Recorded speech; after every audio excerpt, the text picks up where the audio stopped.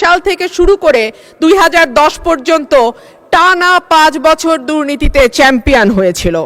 সরকারের নিয়তটা কি তা এই দুর্নীতি দমন কমিশনকে নখদন্তহীন করে রাখবার যেই সংস্কৃতি, সেখান থেকে বের না হওয়ার উদাহরণ দিয়ে স্পষ্ট হয়ে যায় এই সরকার আসলে দুর্নীতি দমন করার ব্যাপারে কতটুকু আন্তরিক। Order order order.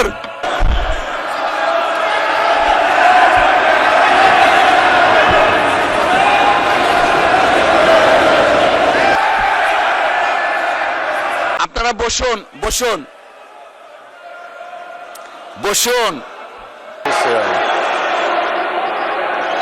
বর্তমান সরকারের একের পর এক দুর্নীতি ফাঁস করাতেই সংসদ পুরো উত্তপ্ত হয়ে গেল, গরম হয়ে গেল পুরো সংসদ জুড়ে। পরিস্থিতি থামানোর জন্য স্পিকার নিজে দাঁড়িয়ে গেলেন এবং ব্যারিস্টার রুমিন ফারহানাকে চুপ থাকতে বললেন যে বর্তমান সরকারের দুর্নীতি আপনি কেন ফাঁস করছেন। সেই সাথে প্রিয় দর্শক শ্রোতামণ্ডলী, স্বরাষ্ট্রমন্ত্রী কিন্তু সংসদে গতকালকে আমরা দেখেছি বক্তব্য দিয়েছে। তো যাই হোক, এমন কিছু ভিডিও আপনাদের সাথে শেয়ার করব যেইটা দেখার পর আপনারা অবাক হতে বাধ্যই হবেন যে ব্যারিস্টার রুমিন ফারহানা একাই তিনি যেন সংসদ কাঁপিয়ে ফেলছেন, একাই যেন সংসদকে তিনি নিজের হাতের মুঠোয় নিয়েছেন। একের পর এক এই সরকারের দুর্নীতি, যত কিছু লুটপাট এবং সেই সাথে আওয়ামী লীগকে ফেরানোর কথাও কিন্তু তিনি বলছিলেন। চলেন আমরা বিস্তারিত দেখব ভিডিও স্ক্রিনে। যারা যেখান থেকে ভিডিওতে ক্লিক করেছেন একটু আঁটো হয়ে বসুন এবং ভিডিওটি সম্পূর্ণ দেখতে থাকুন। রাজনীতিবিদরা বেতন পান বা রাজনীতি করলে পয়সা উৎপাদন হয়, এটা সম্ভবত বাংলাদেশের মতন দেশেই সম্ভব। এই যে প্রভাব বিস্তারের এবং নিরপেক্ষতা, নিউট্রালিটির যে আমরা একটা ডিভিশন দেখি, ডিসক্রিমিনেশন দেখি। রাজনীতি পেশা এবং আমলা পেশা এই দুই জায়গাতেই দুর্নীতি হয়। দুর্নীতি সব জায়গায় হয়। মানে স্পিকার, ঘুরে ফিরে সব দোষ রাজনীতিবিদের হয়।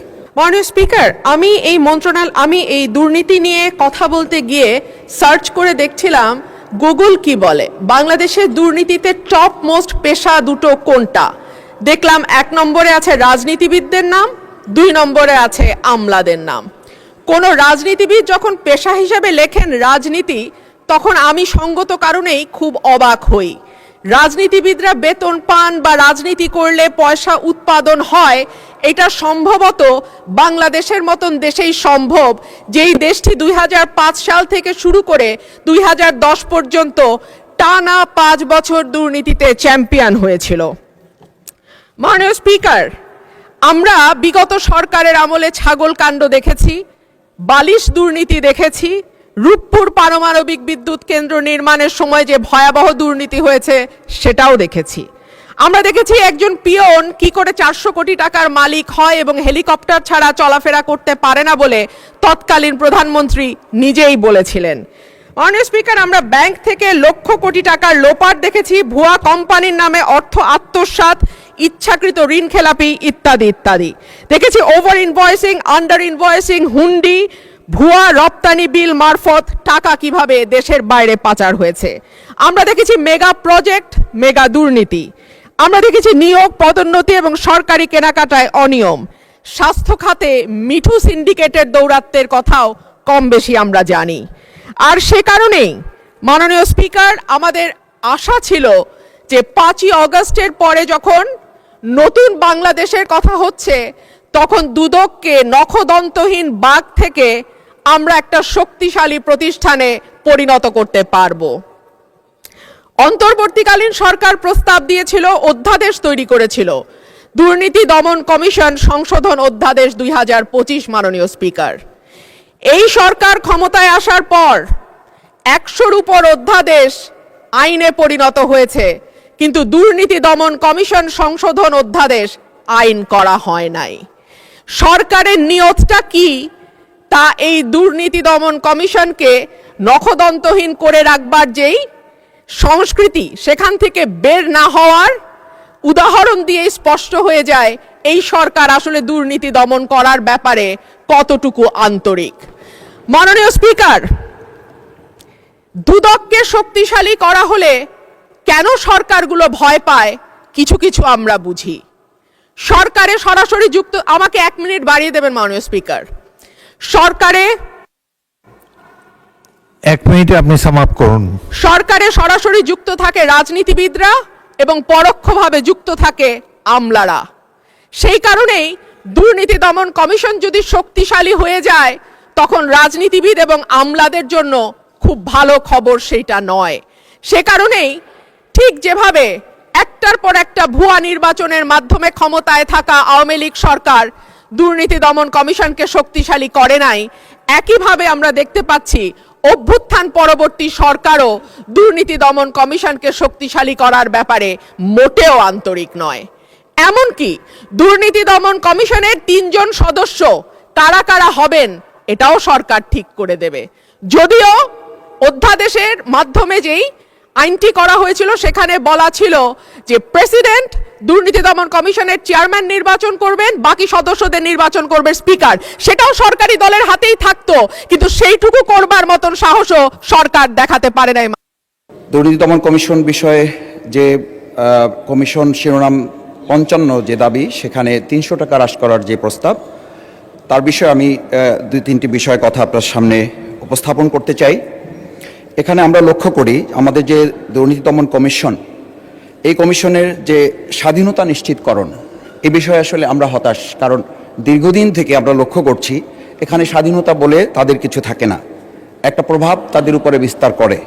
চেয়ারম্যান ও কমিশনার নিয়োগ স্বচ্ছ অংশগ্রহণমূলক যে সার্চ কমিটি করার কথা, সেটিও আমরা লক্ষ্য করি না, বরং পছন্দ আলোকে আমাদের চিন্তা, দৃষ্টিভঙ্গি এবং একটা আদর্শকে সামনে রেখে সেখানে তাদেরকে দেওয়া হয়। তদন্ত এবং মামলা পরিচালনা, রাজনৈতিক, প্রশাসনিক অন্য কোনো প্রভাবমুক্ত পরিবেশ নিশ্চিত হয় না। সঙ্গত কারণে কমিশনারদের যে জবাবদিহিতা, সেটিও আমরা লক্ষ্য করি না।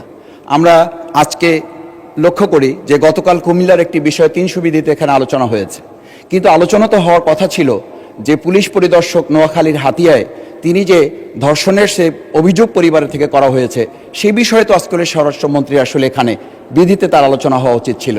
এই যে প্রভাব বিস্তারের এবং নিরপেক্ষতা, নিউট্রালিটির যে আমরা একটা ডিভিশন দেখি, ডিসক্রিমিনেশন দেখি, সেই জায়গা থেকে কিন্তু এটা আমাদের মাঝে এই শঙ্কাটা তৈরি হয়। মাননীয় স্পিকার, আমরা আরেকটা বিষয় আপনার সামনে উল্লেখ করি।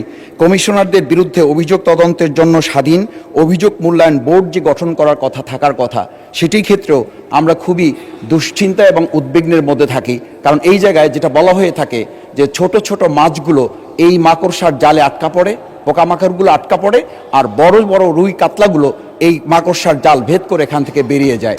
সঙ্গত কারণে এই দুর্নীতি দমন কমিশনকে একটা নখ দন্তহীন বাঘ হিসাবে তুলনা করা হয়। মাননীয় স্পিকার, আর একটা বিষয় বলি, সেটা হচ্ছে এই দুর্নীতি দমন কমিশনে যারা এখানে ভূমিকা পালন করেন, ডিজিটাল ফরেনসিক, সাইবার অপরাধ, অর্থ পাচার, বিশেষ করে এই যে 18 লক্ষ কোটি টাকা পাচার হয়েছে, এই পাচার রোধে বা এই পাচার করা টাকা ফিরিয়ে আনার ক্ষেত্রে তাদের সাথে আমি যতটুকু কথা বলার সুযোগ বিভিন্ন সময় হয়েছে, সরকারের সদিচ্ছার যে অভাব থাকে, সেই সদিচ্ছার অভাব থেকে এটা হয় না।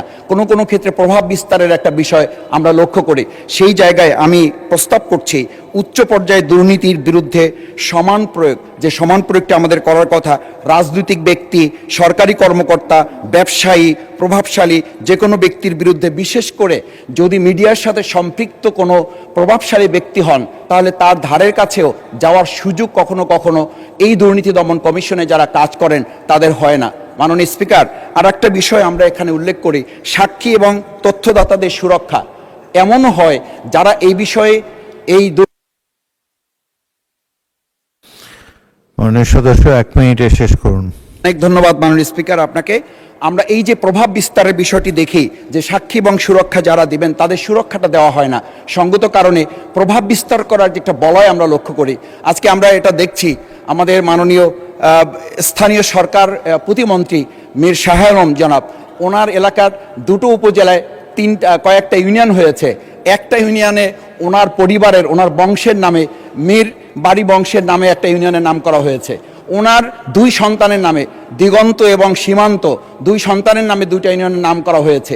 এটা যদি বর্তমান সময়ের একটা পরিস্থিতি হয়, আমরা মাননীয় প্রধানমন্ত্রী ওনার পরিবারের সদস্যের নামে একটা প্রতিষ্ঠান করতে চাওয়া হয়েছিল, উনি নাকচ করেছেন, আমরা বাহাবা দিয়েছি। তা আমরা তো মনে করি প্রধানমন্ত্রী যেটা চান সেটাই তো ওনাদের হওয়ার কথা, কিন্তু প্রধানমন্ত্রীর হয় না, ওনাদের নিচ থেকে এটা হয়। এই যে আমাদের প্রভাব বলয় তৈরি করা, আমরা এখানে তো সংশোধনী পাশ করতে করতে অনেক সময় চলে গেছে শুধু নাম সংশোধন করতে, বিগত ফেসিস সময় যেগুলো হয়েছিল। আবার এই সংস্কৃতিগুলো আমাদের মাঝে। ধন্যবাদ মাননীয় সদস্য। আমি এখন মাননীয় স্বরাষ্ট্রমন্ত্রীকে ছাঁটাই প্রস্তাবগুলোর উপর বক্তব্য রাখার জন্য আহ্বান জানাচ্ছি। মানে স্পিকার, আপনাকে ধন্যবাদ। সবাই বলছিল সংসদ জিমিয়ে গেছে, সবাই বোর ফিল করতেছে, তা আমার কাছে লাস্টে মনে হলো খুব ভাইব্রেন্ট হয়েছে। মানে স্পিকার, মাননীয় সদস্য রুমিন ফারহানা বলেছেন প্রতীকী ছাঁটাই, আসলে তিনি এনেছেন মিতব্যয়ী ছাঁটাই, প্রতীকীটা 1 টাকা হয়। বলেছেন রাজনীতি পেশা এবং আমলা পেশা এই 2 জায়গাতেই দুর্নীতি হয়। দুর্নীতি দুর্নীতি দুর্নীতি সব জায়গায় হয়। মানে স্পিকার, ঘুরে ফিরে সব দোষ রাজনীতিবিদের হয়, কিন্তু যতগুলো ফাইল স্বাক্ষর হয় লাস্টে রাজনীতিবিদকে স্বাক্ষর করতে হয়, ওই জন্য সব দোষ তার। এর বেশি বলতে চাই না। তিনি বলেছেন রূপপুরে বালিশ দুর্নীতি হয়েছে, পর্দার দুর্নীতি হয়েছে, সবকিছু মেগা প্রজেক্টের মেগা দুর্নীতি হয়েছে, ব্যাংক লুট হয়েছে। সেই জন্যই তো দুর্নীতি দমন কমিশনকে স্বাধীন দুর্নীতি দমন কমিশন করার প্রস্তাব এসছে। আমরা এটা স্ট্যাটিউটরি একটা অর্গানাইজেশন হিসেবে শক্তিশালী দুর্নীতি দমন কমিশন গঠন করব বলে আমরা দুর্নীতি দমন কমিশন সংক্রান্ত অধ্যাদেশটা তখন গ্রহণ করিনি। এখন আলোচনা শুরু হয়েছে এবং বাংলাদেশের একটি শক্তিশালী দুর্নীতি দমন কমিশন প্রতিষ্ঠিত হবে ইনশাআল্লাহ। বলেছেন কমিশন চেয়ারম্যান যাদেরকে নিয়োগ করতে হয় তাদের কিভাবে নিয়োগ করা হবে সেজন্য সার্চ কমিটি। সার্চ কমিটি তো আছে, আগের আইনেও ছিল এবং সেই অধ্যাদেশটা গ্রহণ করা না গেলেও আগের আইনটা রিভাইভ হয়েছে, ওখানেও সার্চ কমিটি আছে। সেই সার্চ কমিটি অনুসারে দুর্নীতি দমন কমিশনটা গঠন করার জন্য, সার্চ কমিটি গঠনের জন্য যেই কমিটি গঠন করার উদ্যোগ নেওয়া হয়েছিল, দয়া করে কালকে মাননীয় প্রধান বিচারপতি অনেক দিন পরে তার প্রতিনিধি নিয়োগ করেছেন, বহু দিন গড়িয়ে গেছে। হয়তো আপনারা মনে করে নিয়েছেন সরকার আন্তরিক না। সরকার আন্তরিক ছিল, চিঠি দিয়েছে সার্চ কমিটি গঠন করা হবে, দুর্নীতি দমন কমিশন গঠন করা হবে, কিন্তু আমরা সহযোগিতাটা পাইনি। গতকালকে কেবল সই করে দিয়েছে। এখন সার্চ কমিটি গঠিত হবে, দুর্নীতি দমন কমিশনও গঠিত হবে, দুর্নীতির সমস্ত বিষয় অ্যাড্রেস করা হবে। তবে আপনাদেরকে আশ্বস্ত করতে চাই, এটা হচ্ছে একটা মধ্যবর্তী ব্যবস্থা। দুর্নীতি দমন কমিশন আইনটা পার্লামেন্টে নিয়ে আসলে বিলটা, তখন একটা আরও শক্তিশালী দুর্নীতি দমন কমিশন গঠন হবে, আইনটা গঠন হবে, তখন আমরা সেখানে আলোচনায় অংশগ্রহণ করতে পারবো। আলোচনার ভিত্তিতে, সমঝোতার ভিত্তিতে একটি দুর্নীতি দমন কমিশন আইন গঠিত হবে। কিন্তু মধ্যখানে আমাদেরকে দুর্নীতি দমন কমিশনটা ফাংশনাল করার জন্য একটা সার্চ কমিটির মধ্য দিয়ে, আগের আইনটার মধ্য দিয়ে একটা কমিশন গঠন করে ফেলতে হবে। মাননীয় স্পিকার, আমাদের মাননীয় সদস্য এইটা বলেছেন যে দুর্নীতির অর্থ পাচারের যে টাকা পাচার হয়েছে দেশ থেকে সেটা ফিরিয়ে আনার ব্যবস্থা। আমরা এখানে অনেক আলোচনা করেছি। একদিন আমি একটা কাগজ নিয়ে এখানে কিছু তথ্য দিয়েছিলাম, সেটা হচ্ছে state of the state economy since 2009 to 2023। এটা হচ্ছে state of the Bangladesh economy, যেটা পাস্ট রেজিম ফেসিস্ট গভর্নমেন্টের সময় কী অবস্থায় ছিল তার উপর একটা হোয়াইট পেপার রেডি করা হয়েছিল। সেটা রিপোর্টটা পেশ করা হয়েছিল মাননীয় প্রধান উপদেষ্টা ইন্টারিম গভর্নমেন্টের কাছে। এই কমিটির সভাপতি হিসেবে দায়িত্ব পালন করেছিলেন প্রখ্যাত অর্থনীতিবিদ দেবপ্রিয় ভট্টাচার্য। এখানে সামারিতে এক লাইনই শুধু বলি, কারণ সময় বেশি নেই, সবাই মাগরিবের নামাজের সময় চলে আসছে। 29,25,000 কোটি টাকা, ক্ষেত্রমতে প্রায় 30 লক্ষ কোটি টাকা বাংলাদেশ থেকে পাচার হয়েছে। শ্রোতামণ্ডলী, আজকের এই ভিডিওটি সম্পর্কে কোনো মতামত থাকলে খুবই লিখবেন। আপনাদের মতামতগুলি কমেন্ট বক্স ফাঁকা রয়েছে, অবশ্যই সংসদে সবসময় গরম কথা চলবে এবং চলতেই থাকবে। এই সরকার যদি কোনো দুর্নীতি করে থাকে সেই দুর্নীতির কথা বলতেই হবে, কেউ না তো কেউ মানে কাকু না কাউকে বলতেই হবে। জামায়াতে ইসলাম, এনসিপি, সেই সাথে আরও যারা মন্ত্রী এমপি রয়েছে, তো বাংলাদেশে কিন্তু কম দুর্নীতি হচ্ছে না, দুর্নীতি কিন্তু ব্যাপক পরিমাণে হচ্ছে। আপনি কি মনে করেন যে আওয়ামী লীগ সরকার থাকাতে যেরকম দুর্নীতি হয়েছে তার থেকে কি কম হচ্ছে এখন? না, এখন আরও পারলে বেশি হচ্ছে। মানুষ যেটা ভেবেছিল তার থেকে বেশি হচ্ছে।